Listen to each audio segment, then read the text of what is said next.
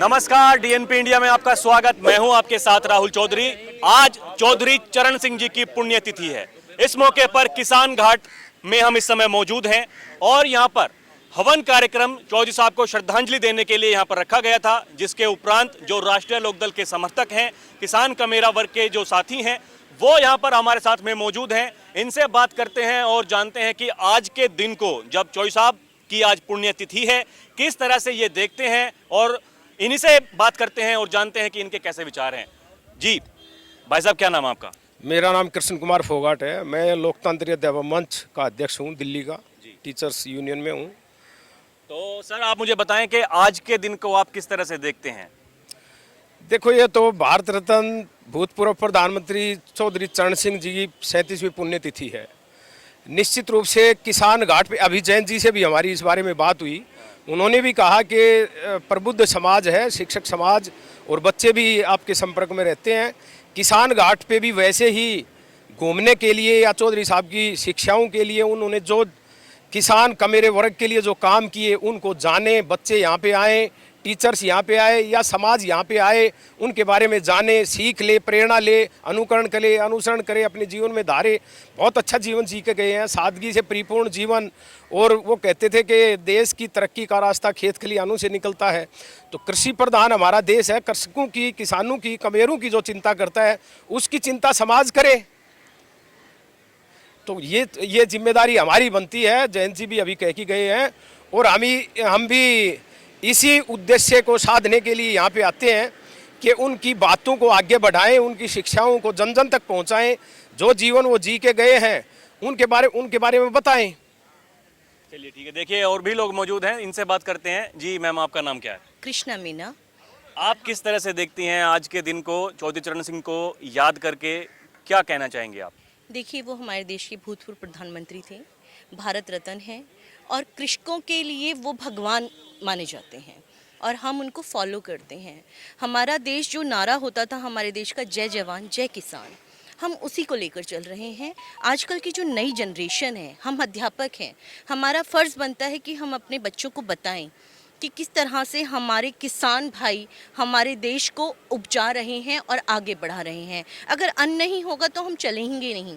किसान होगा तभी हम हैं और तभी हमारा जीवन है। और इस तरह से, जिस तरह से ज़मीन को ऑक्यूपाई किया जा रहा है, एग्रीकल्चर को ख़त्म किया जा रहा है, वो चीज़ हमें आगे के बच्चों को बतानी है कि आप लोग पढ़ें और साइंटिफिक तौर पर आप कृषक बने। हमारे देश को कृषक की बहुत ज़रूरत है। ऐसा नहीं है कि हम लोग पढ़ गए और साइंटिस्ट बन गए, पर हम अगर कृषक ही नहीं होंगे तो हम अन्न कहाँ से उगाएंगे। तो ये चीज़ हमें उन्हें बतानी पड़ेगी कि इसमें भी आपका बिजनेस है, या बिजनेस के तौर पे लें और आगे चलें और इस चीज़ को फॉलो करें जो हमें अपने पूर्वजों ने सिखाई है। उसमें हमारे विस्मरणीय चौधरी चरण सिंह जी हैं, उनको हम फॉलो करते हैं और उसी चीज़ को हम आगे बढ़ाने की कोशिश करेंगे। धन्यवाद। जी भाई साहब, आपका नाम क्या है? मेरा नाम दीपक शहरावत है और दिल्ली से ही हूँ मैं और शिक्षक हूँ। और हमारा जो उद्देश्य यहाँ पर आने का यही है कि हम अपने यहाँ आते हैं, लोगों से मिलते हैं, कुछ और नई बातें सुनते हैं, उनके बारे में सीखते हैं और उसको हम अपने समाज में, अपने परिवार में, अपने लोगों में, अपने स्कूल के बच्चों में उसको बताते हैं बच्चों को। और जैसे बहन जी ने बताया कि लोगों में और बच्चों में इसको बढ़ाना है कि किसान का क्या महत्व जो है वो कितना है। जैसे मैं सोशल साइंस का अध्यापक हूँ, मेरे विषय में एग्रीकल्चर आता है, तो मैं बच्चों को बताता हूँ कि कौन कौन ऐसे महान रहे हैं जिन्होंने, उस सबसे ऊपर चौधरी चरण सिंह का नाम आता है कि उन्होंने खेती और किसानों के लिए क्या क्या किया। वो सब उस समय बच्चों के साथ खुल के बात होती है और उनको मोटिवेट भी किया जाता है कि कृषि एक अच्छा प्रोफेशन है।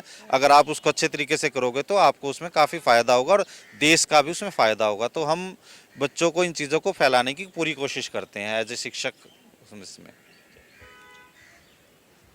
जी सर, आपका नाम क्या है? मैं रिपु दमन सिंह, मैं सचिव हूँ लोकतांत्रिक अध्यापक मंच का। जी। और चौधरी साहब को जो भारत रत्न मिला है, मैं तो ये कहूँगा कि भारत रत्न चौधरी साहब उसके हकदार नहीं थे, चौधरी साहब ने भारत रत्न को सुशोभित किया है। तो और क्योंकि चौधरी साहब की जो विचारधारा थी, उन्होंने सदैव किसानों की, मजदूरों की, गरीबों की, उन्हीं की चिंता की है। उन्होंने कभी भी कुर्सी के लिए कभी कोई समझौता नहीं किया। उन्होंने अगर कुर्सी के लिए वो बागपत से जितने बार भी सांसद रहे हैं अनेकों बार, लेकिन उन्होंने कभी भी कुर्सी का लालच नहीं किया, पद का लालच नहीं किया, लेकिन किसानों की लड़ाई के लिए वो लड़ते रहे और उन्होंने पूरे जिंदगी भर अपने कार्य किसानों के लिए, मजदूरों के लिए करते रहे। और वो सबसे बड़ी बात उनके अंदर एक और भी थी कि वो बड़ी सादगीपूर्ण उनका जीवन था। सादगीपूर्ण में जो ऐसे बिल्कुल गांव, यहाँ दिल्ली में रहते हुए भी मैंने खुद उनके बारे में पढ़ा है कि वो बिल्कुल जैसे गांव में खाना पीना होता है उनका, इस तरह का गुड़ छाछ, इस तरह का बिल्कुल सादा खाना, सादा जीवन था। और आर्य समाज की विचारधारा से जो वो बहुत ही प्रभावित थे और उन्हीं की वजह से हमारा जो बागपत क्षेत्र है, बागपत लोकसभा क्षेत्र है, वो भी उनसे इन बातों से बहुत ही प्रभावित था। तो मैं तो फिर यही कहूँगा कि चौधरी साहब की विचारधारा को हम आगे बढ़ाएं। अब हम आज हमारी जयंत जी से भी, फोगाट जी ने भी बताया, बात हुई, तो अब हम और मिलकर के इस तरह का कोई जो भी प्रोग्राम होगा कि हम इस विचारधारा को आगे बढ़ाएं। तो देखिए, अध्यापक गण हमारे साथ में मौजूद थे। आज चौधरी चरण सिंह जी की पुण्यतिथि पर हमने इनसे बात की। इनका कहना है कि जिस तरह से किसानों के लिए, कमेरों के लिए, मजदूरों के लिए जो योगदान रहा चौधरी चरण सिंह जी का, उनकी बातों को ये जो आज के बच्चे हैं उनको बताने का प्रयास कर रहे हैं, उनको समझाने का प्रयास कर रहे हैं कि किस तरह से उन्होंने एक मसीहा बन के अपने जीवन को, अपने निजी जीवन को एक तरफ अलग करके और मजदूरों, किसानों के लिए, कमेरों के लिए काम किया, एक प्रेरणा स्रोत वो बने किसानों के।